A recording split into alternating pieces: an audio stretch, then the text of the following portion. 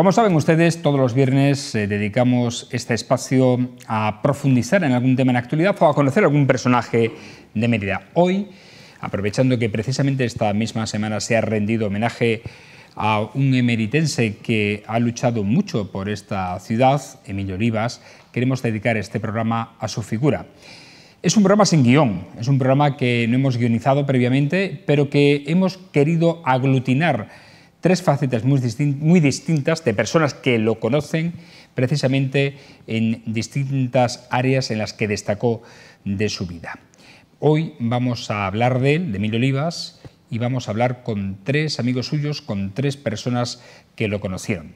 Tenemos con nosotros a Carmelo Arribas. Buenas noches, bienvenido. Buenas Carmelo. noches, buenas noches. Carmelo evidentemente lo conoce a nivel profesional, además de a nivel activista, por compartir grupo tanto en el Colectivo Lusitania como en Foro Mérida, y nos vas a hablar, además de su faceta artística, como dibujante, como ilustrador, como pintor, evidentemente una amplia faceta de él por el que ha sido conocido.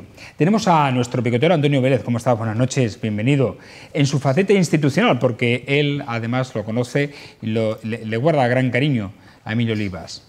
Sí, su padre y mi padre fueron buenos amigos y nosotros fuimos muy buenos amigos y tuvimos muchas cosas en común y muchos desencuentros también, algún que otro desencuentro, pero me honra el estar aquí en el juego de sus recuerdos.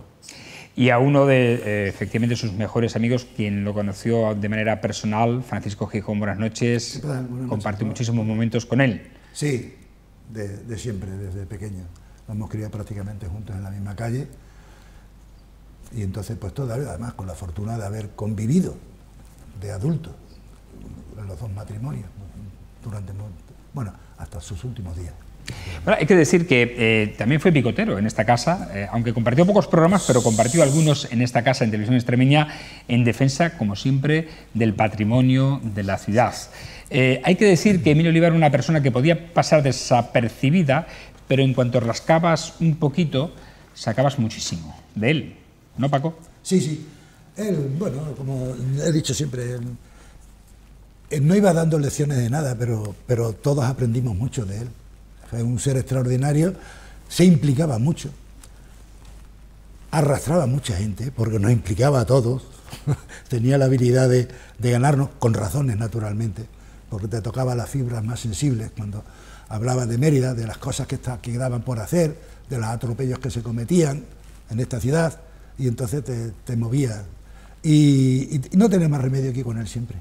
Sí. Bueno, él ha hecho publicaciones, ha sido ilustrador, ha sido incluso viñetista, viñetista en varias facetas, tanto en el Diario Hoy como en otros periódicos locales que se editaron a lo largo del tiempo en Mérida. Él hizo la licenciatura de Historia del Arte y fue profesor de dibujo en la antigua Escuela de Artes y Oficios, después de tener prácticamente su vida casi asegurada en un banco, porque él era trabajador de la banca, ¿no? Sí. Y sin embargo, trabajando en un banco, sacó su carrera y su oposición. En la Central Contable de Mérida.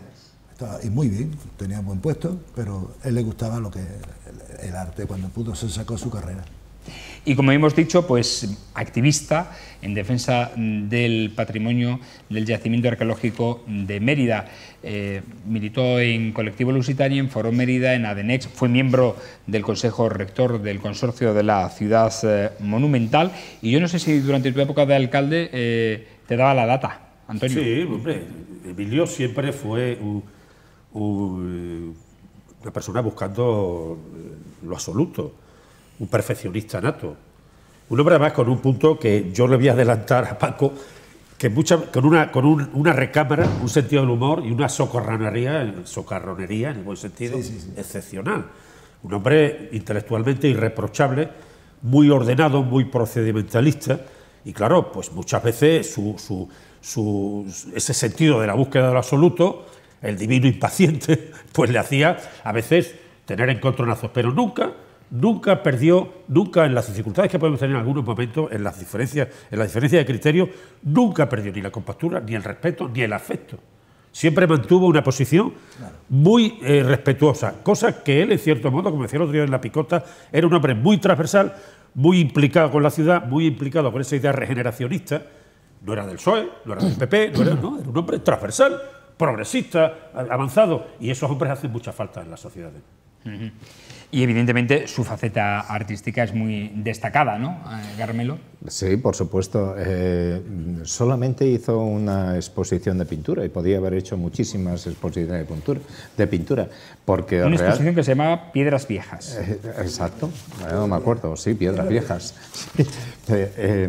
Yo le hice el catálogo y una de las cosas que ponía que compendiaba más o menos su idea era intentando que queden para la posteridad esos rincones que a veces pasan por nuestra rutina tan sutilmente que no quedarán nunca fijados en nuestro recordatorio, pero que a Emilio Olivas agarra tozudamente con su pincel para rescatarlo del tiempo destructor. Y no solamente es el tiempo destructor, es que muchas de las veces era más destructor otras cosas. De ahí que Emilio se implicara tantísimo pues, en el templo de Diana, en Morerías, que no lo hemos dicho tampoco, en el acueducto de...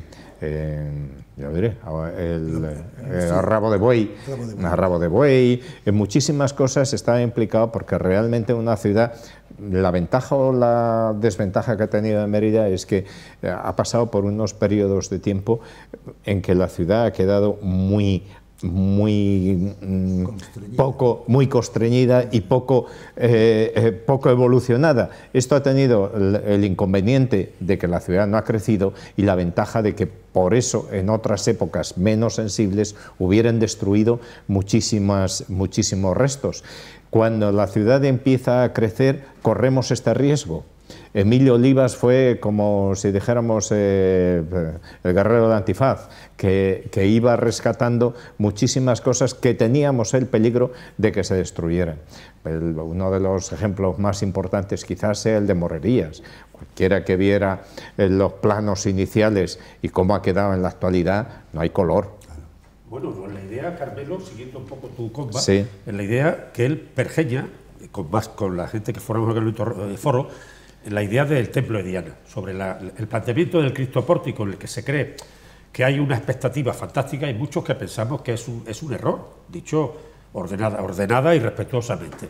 ¿Y cuál es el error? Porque hay otra gente que piensa, y él defiende y hace una serie de alzados, de croquis, de dibujos muy importantes que están ahí, que es interesante abrir fachada, no cerrar la fachada, para crear en ese espacio una inmensa plaza, porque él plantea, y muchos le seguimos en esa idea, de que ese Cristo pórtico va a quitarle perspectiva al templo, le resta 20 y tantos metros por algún sitio de espacio visual, de ángulo visual, y al mismo tiempo impide que eso sea una gran plaza, la plaza de Extremadura. Él dice, esta podría ser la gran plaza de Extremadura a la comba de Trujillo, un espacio de centro con 2.000 y pico, 3.000, 4.000 metros cuadrados, fantástico con su fachada, y se plantea y se hacen evaluaciones respecto de lo que hubiera sido una intervención, junta, ayuntamiento, consorcio, para conseguir retomar las plusvalías de una edificabilidad nueva para uso terciario, hoteles, restaurantes, etcétera, etcétera, una gran plaza mayor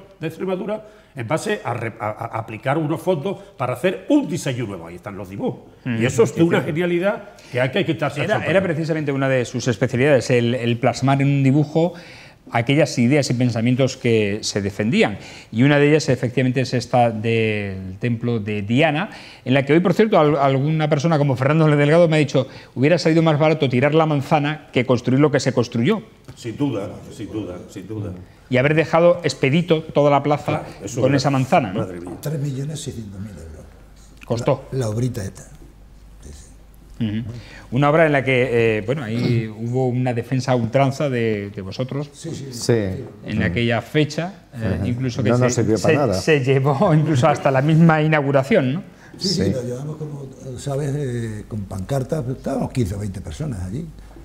Nos rodearon bien de policías, no nos dejaron de acercarnos nada, y yo no me lo quiero quedar en el tintero, pero al día siguiente el señor Calle nos puso de terroristas a los que estuvimos allí con pancartas protestando por el bodrio que se estaba haciendo, que se había hecho, porque era el día de la inauguración.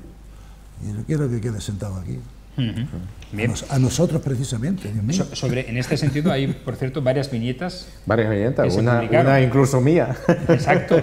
De Opus Cementitium, que Enséñanos. por cierto, cementum significa en latín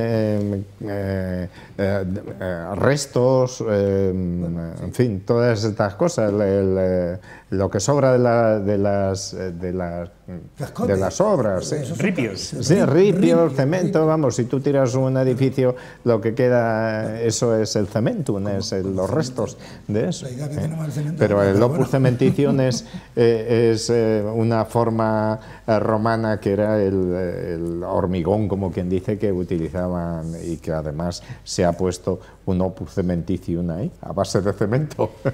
Y no, vamos, no estábamos de acuerdo. Como mínimo esperábamos que tomaran ejemplo el templo de Évora, como mínimo, que es un espacio mucho más abierto y que permite una visión más directa, pero bueno, las cosas tuvo una incidencia muy importante. son los que son. Ah, perdón. Sí, sí, Tuvo una sigue. incidencia muy importante en una faceta que quizás se olvida. Se hace la nueva sede de la Escuela de Artes y Oficios, una instalación que había un servicio que había andado por un sitio y por otro, junto al estadio donde está ahora. Y siendo al final del mandato de la UCD. Recuerdo que estaba Angelina Villegas, de su directora general de enseñanzas artísticas.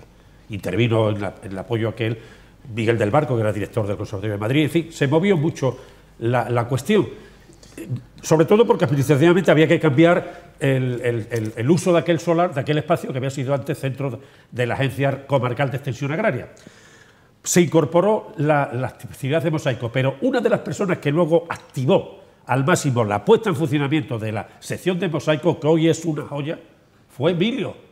Emilio, ese tema se le debe en gran medida, como en la recuperación de las freilas de Santa Eulalia, en el juego de hombre intermediario, de hombre transversal con los propietarios y con la administración. Habla un poco de eso, Paco. No, lo sabemos nosotros, pero mucha gente no lo precisamente sabe. estuvimos luchando por el tema de las freilas, Claro. y, Me parece que y fue se llegó a un buen en 2004 me parece que fue. Sí.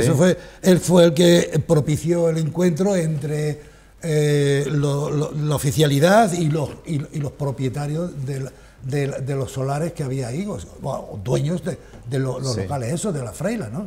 Ajá. Como era Serafín Molina y Paco Moreno. Paco Moreno. Y Emilio fue el que los sentó a todos ellos para que llegasen a un acuerdo. Afortunadamente se ha llegado a la adquisición del convento, está todavía por hacer, pero bueno, ya algún día será. Pero el paso importante era ese, ¿no? Recuperarlo. Y eso lo propició Emilio. Eso fue otra de las muchas cosas. Entre otras muchas, porque por ejemplo, en el homenaje que se le ha rendido en la Plaza de las Termas de Pontezuela esta semana, el propio cronista oficial José Luis Mosquera, uno de los 3 cronistas oficiales de la ciudad, decía que en parte, gracias a él, se consiguió lo que se consiguió en Morerías. Sí, pero por supuesto, lo que se consiguió. ¿Cómo se consiguió? Porque lo que querían hacer era un bosque de pilares ahí, que hubiesen arrasado con todo el yacimiento. Todo el yacimiento de Morerías. Y claro, al señor el arquitecto Berber, ¿cómo se llama? No me recuerdo. Juan Navarro Valdever.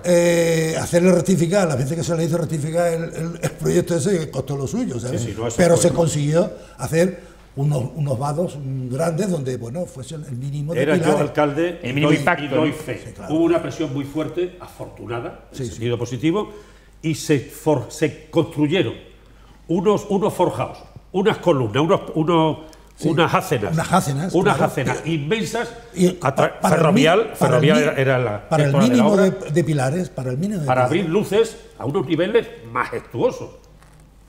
Como ha quedado, y ahora es un ejemplo para muchísimos sitios. Esa crista puede dar. Sí, de cómo cómo actuar coexistir. sobre unas determinadas restos arqueológicos. Todavía se podía haber hecho Salió mejor, tan pero bueno. satisfecho de aquella historia, recuerdo, y lo digo porque está Sí. vivo aún, Dionisio Hernández Gil dijo, ha sido una solución de oro. Claro. Era su director general entonces de Bellas Artes, luego fue director general con Solana, y dijo, ahora lo que queda es comunicar con la Alcazaba con un pasaje subterráneo, y el Museo de Visigodo teniendo las pilastras del aljibe, es el sitio de oro. Pero fue impresionante, porque se formaron fue una lucha, y además es muy difícil ir, y eso sabes tú que has sido político, es muy difícil ir en contra de las opiniones políticas, y costó muchísimo. Incluso Emilio hizo cosas extraordinarias, hasta me parece subirse a las azoteas de los pisos para ir sacando fotos, porque era imposible. Y se publicó entrar. Además publicó Adenés una fotografía. Es que Emilio además ha publicado en muchísimos sitios. Te estaba comentando antes un montón, aparte ya de las viñetas en las cuales aparecía en todos, en cualquier publicación que se hiciera, y era lo que decía Vélez. Este hombre tenía una retranca, parecía muy serio y demás, pero se podía ver en las viñetas suyas este pensamiento que casi más que humor era un rincón para pensar. Era una cosa extraordinaria. Y una de las revistas que estaban muy bien hechas y que he intentado yo a ver si la localizaba, debo haber tenido en una caja, precisamente porque me parecía una publicación muy interesante, se llamaba Manos Albas. Manos Albas. La sacó adelante Pedro Pablo Serrano. Pedro Pablo Serrano, pero que vamos, que fuimos... Fue continuando él, yo y algunos otros más, Manos Albas, y un día desapareció, pero una revista magnífica. Pero fíjate, hay una cuestión, y lo sabe Paco muy bien, en una faceta, llamémosle, a pie de suelo, a pie de tierra.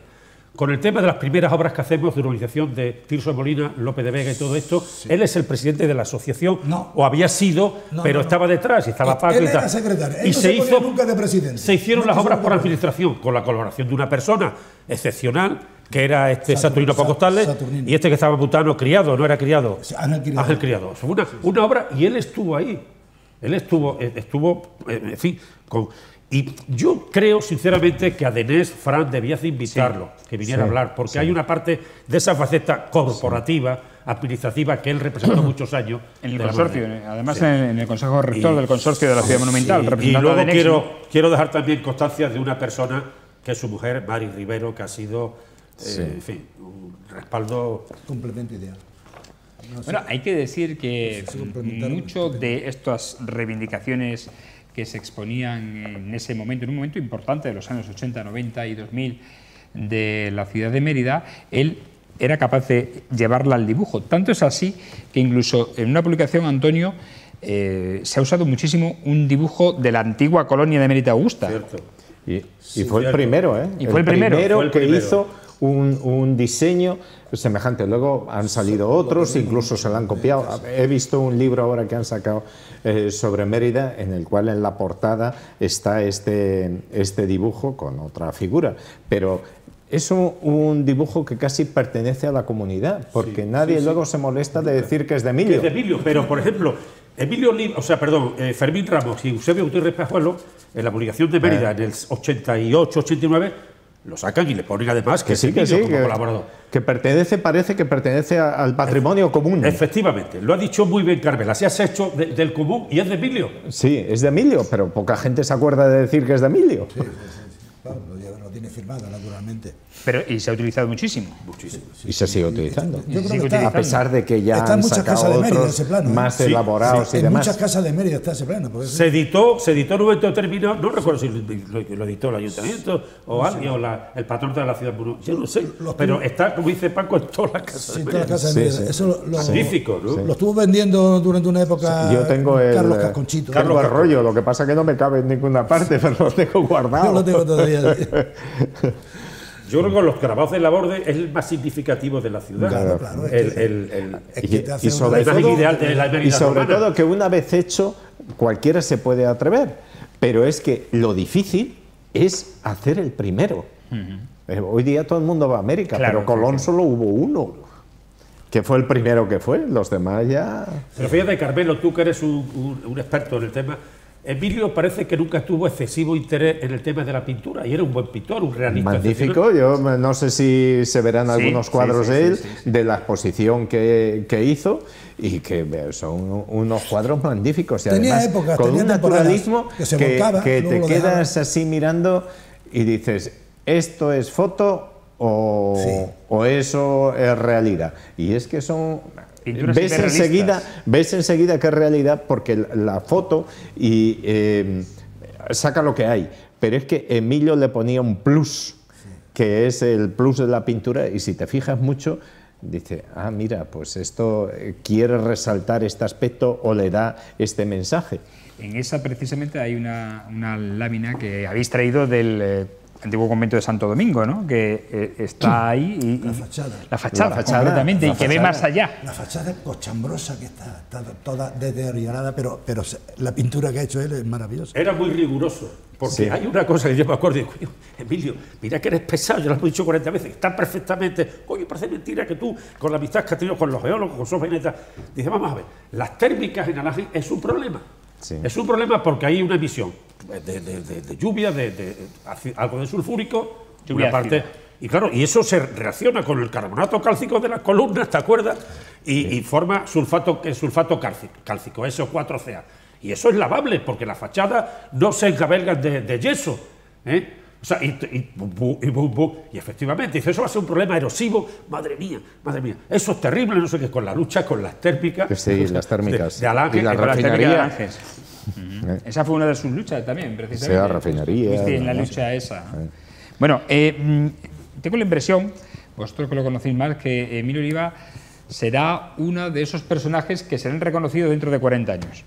Posiblemente. Y que ahora posiblemente todavía no se le ha dado de importancia que hoy le estamos dando aquí. Pues yo creo que 40 años has hecho un buen cálculo, o yo le echaría más. Yo creo que tardará mucho en nacer. No, yo creo que si no. es que nace un personaje tan ilustre, tan luchador y con tanto amor a su ciudad. Yo creo que se producirá antes. Bueno, esa reivindicación, ya lo veréis. De momento no lo vemos y lo estamos echando en falta. Mucha documentación y mucha opinión suya, ¿eh? Y mucha opinión suya. Claro. Mucho escrito, mucha publicación suya, ¿eh? Hay que decir que siempre se ha dicho que, bueno, que los emeritenses por sí son apáticos, ¿no? Sí. Pero hay un grupo entre los que formáis o que estáis vosotros que está en todo. Y él era uno de ellos, de los que estaba en todo, ¿no? Sí. En todas esas reivindicaciones, viejas reivindicaciones, ¿no? Pero es que yo creo que a veces estábamos... Porque él era el primero y decía, oye, vente. Y dice, bueno, vale, voy.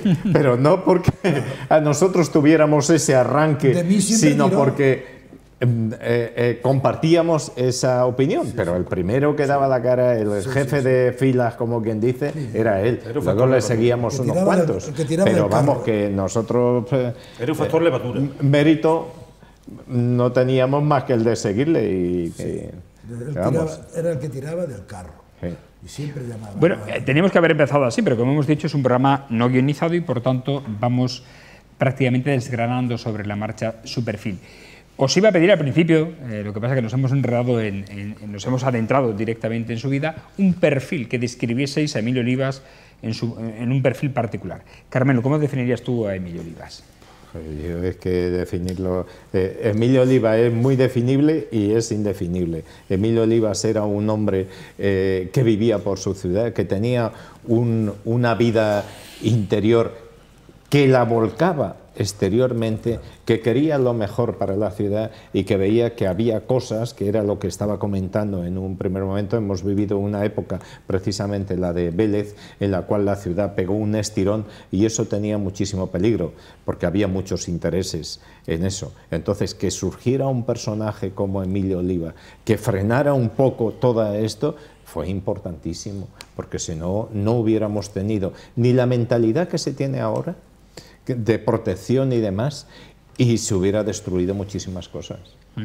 Paco, tú que además eras muy allegado a él. Yo, con todo lo que hemos hablado de Emilio, todo lo que es Emilio, que la verdad que estuvo en todo, no hemos hablado de su actividad en la naturaleza, porque él estuvo muy metido con ADN y sus propios impulsos hacia la naturaleza eran propios del tipo de persona que era. Yo naturalmente me quedo con la parte más próxima a mí, a mi amigo. De todo lo que hemos hablado, pues bien, yo a Emilio lo conozco desde que nacimos, porque nacimos en la misma calle, 3 casas más arriba él que yo, y hemos sido amigos toda la vida, lo he querido enormemente. He dicho antes que he aprendido mucho de él, sin que fuese él en plan de profesor por ningún lado, porque no era así, Emilio, pero se aprendía mucho de él. Y luego su mujer tuvo el detalle y lo dijo allí, lo expresó el día del homenaje, que había sido un buen hijo, y es cierto. Quienes lo conocemos y hemos vivido tan próximos, sabemos que ha sido un hijo extraordinario, un buen marido. No han tenido hijos este matrimonio, pero no lo han echado de menos. Se han complementado maravillosamente los dos. Vivían el uno para el otro profundamente. Buen hermano, porque todos los hermanos han estado pendientes de él, le han pedido apoyo y consejos. Él ayuda a sus sobrinos, incluso en los momentos de estudio, a muchos sobrinos, ha estado con ellos, tenía mucha paciencia, Emilio, hasta con todos ellos, ayudando en lo que ha podido. Y buen amigo, por supuesto. Los que estamos aquí podemos dar fe de ello, pero es que Emilio tiene repartido amigos por Mérida a diestro y siniestro. Yo me quedo con la parte más humana de Emilio. Yo lo he tenido siempre muy próximo y lo he querido mucho. Y lo he sentido mucho. Se nota. Antonio. Yo mantengo lo que comentaba el otro día aquí en La Picota. Emilio era un hombre en la forma casi franciscano, un hombre sencillo, casi rayando muchos aspectos en la humildad. Dentro de ese componente de agradable socarronería, muchas veces no sabía si te estaba diciendo, te estaba intentando buscar la doblez de una historia, pero era sencillo en la forma, casi humilde, franciscano, humilde, y gigantesco en las intenciones, gigantesco, era un visionario, gigantesco en las intenciones, o sea, en las propuestas. Por eso aquella sociedad muchas veces, él era ese sentido de la teología, eso de que se llama la búsqueda del absoluto, no es blanco ni negro, eso en cierto modo le contagiaba. Incluso se hacía a veces persona antipática a quienes no le decían lo que querían escuchar, con lo cual tenías que estar en la tesitura de ese sentido de hombre cívico, hombre transversal, persona inteligente, persona intelectualmente irreprochable, muy trabajador, muy ordenado, pero básicamente eso, muy sencillo, casi humilde en la forma, muy machadiano, sin pertenecer a ningún partido, no porque Machado no perteneciera, pero quiero decir que era muy transversal, pero muy machadiano en la forma, en la sencillez, y un gigante en las intenciones, Y luego el elemento ese chauvinista quería Mérida profundamente, pero por una razón, porque él entendía que en Mérida había elementos sumandos de una categoría, la singularidad muy por encima de otras cuestiones, y en eso no era aldeano, era grande, porque sabía que Mérida realmente sumaba, aportaba, no restaba al juego al juego parroquial de campanario, llámese ciudades o pueblos, no. Y en ese sentido, sencillo en la forma, gigantesco en las propuestas. Yo creo, Antonio, que te honra, sinceramente, porque siendo alcalde y además él siendo activista, como seguro que confrontaríais en algunas cosas y en algunos temas, pero te honra el estar hoy aquí en este homenaje, porque hay que decir que a propuesta de él se ha hecho este programa. Él te daba un margen de tolerancia porque sabía lo que es el peso de la púrpura en muchos momentos y los problemas. Muy bien has dicho Paco Gijón, antes una cosa, él fue un intermediario entre la familia Moreno, Serafín, Molina, tal, y la fue un facilitador. Fue un puente. Y el obispado. Y el obispado. También, que no era moco de papa, ¿no? Aquí sentaba todo eso, y lo sentó, lo consiguió. Ahora era lo que se ha dicho, una mosca cojonera. Seguía, hasta lo que lo conseguía, sin lugar a dudas. Le dimos la lata hasta el arzobispo. Eso iba a decir, porque precisamente sí. En el ámbito eclesiástico, creo que aquí se ha dicho hace ya, en el principio, vamos a cumplir este mes de octubre 5 años de Televisión Extremeña, aquí desde que iniciamos nuestra programación activa. Y al inicio de la programación, pues, Carmelo, tú recordarás, también Paco, que hasta en una ocasión que estábamos reivindicando con un colectivo Lusitania muchos de los temas que hoy estamos hablando de aquí. Entre ellos está ese del arzobispo, en el que incluso se le llegó a plantear en su despacho que por qué no vivía en Mérida en lugar de en Badajoz.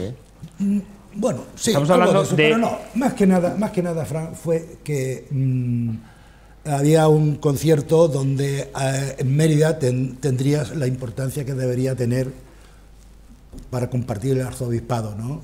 Tanto como Badajoz. Ya dijo don Antonio Montero en su momento que ni Mérida era menos que Badajoz, ni Badajoz iba a ser menos que Mérida. Aquello se ha ido al garete, totalmente. Y nosotros en aquel momento, Emilio Oliva, que fuimos, Emilio Oliva, Justo Moreno y yo, fuimos a un despacho aquí, bueno, donde estaba el arzobispado. No recuerdo, Carmelo, sí, tú, pero estuvimos... Que no nos trataron demasiado bien. Bueno, y, sí. Y se le decía que bueno, que estaban vaciando de contenido el arzobispado de Mérida. Y efectivamente no queda nada. Tenemos el título de concatedral.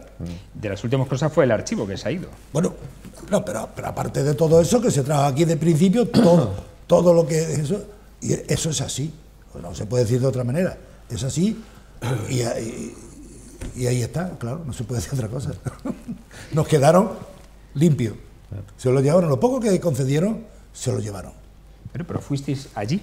Fuimos a Badajoz, fuimos 2 veces a Badajoz, que me acuerdo yo fui aquí y ya le solicitamos que queríamos las entrevistas en Mérida. Y estuvimos 2 veces y visto que aquello no iba, porque el hombre cerrado, que no iba, dijimos, anda, pues mira. Pero Emilio llegará a ser una figura muy cotidiana, muy normal, mucho más antes de los 40 años. Estoy convencido. Claro, es que dices también que un obispo que Santiago García Racil era también muy suyo. Era de comer aparte. Totalmente, ¿no? Bueno, en fin, nos tenemos que ir. Ha pasado el tiempo rapidísimamente. Si tuviéramos, os voy a definir, os voy a obligar, mejor dicho, abusando de vuestra amistad, que defináis con una palabra de Emilio Olivas, y así cerramos el programa. Empezamos contigo, Carmelo. Pues un idealista reivindicativo. Idealista reivindicativo, muy bien. Muy bien. Antonio, ¿cómo lo definirías tú? Un soñador perfeccionista. También, un término muy bonito. Y Paco, Gijón. Un gran ser humano, sin lugar a dudas. Creo que... Es algo a lo que debemos aspirar todos. Sí.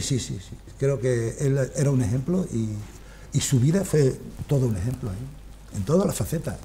En sus relaciones con los amigos, en su casa, con su familia, con todo. Por eso me quedo. Pues agradecemos a los 3 que hayan compartido este tiempo con nosotros. Hemos intentado homenajear a una persona que murió el 23 de marzo de 2016, poco más de 2 años, que ahora, a iniciativa de los cronistas oficiales al Ayuntamiento de Mérida, esta semana le ha rendido homenaje, y creo que televisivamente, ya que él compartió también momentos con nosotros, era justo el rendirle también este pequeño homenaje en la Picota hacia él, en esta edición número 764. Francisco Gijón, Paco Gijón, gracias por estar aquí. Gracias a vosotros. Nos veremos en otra ocasión, Antonio. Encantado. Nos vemos ya en formato habitual. Gracias. Ha sido un placer y una obligación. Y Carmelo Arribas, que siempre está con nosotros. Muchas gracias. Si no lo digo, y además provocará una sonrisa, mi nieto me dice, dile que Miguel te está viendo. Ah, pues díselo. Ahí está Miguel. Saludos, Miguel.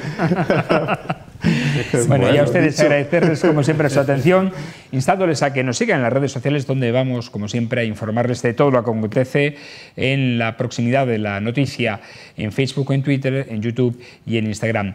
Le citamos el próximo lunes una nueva edición en formato ya habitual de tertulia aquí en La Picota, en Televisión Extremeña. Que pasen un feliz fin de semana. Buenas noches.